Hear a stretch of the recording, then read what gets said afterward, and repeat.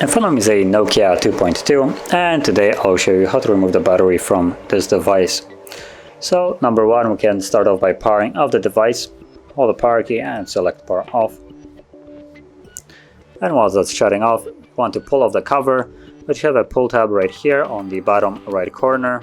So from here you can start pulling off the plastic cover all around, and then you get the access to the battery itself. From here you can just simply prop it up and out, as long as it's not too difficult. There we go.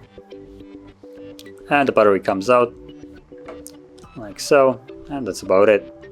Now to put it back in, it only goes one way, so even if you flip it upside down or some kind of over different ways, you can see that it never will actually fit in as long as you don't put it correctly. So to put it correctly, just look at the image right here.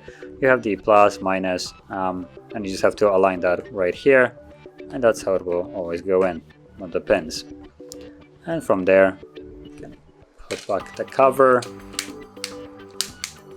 and the device should turn back on. And there we go. As you can see, it's turning back on. So that is basically how you would take out and put back in the battery. And if you found this very helpful, don't forget to like, subscribe, and thanks for watching.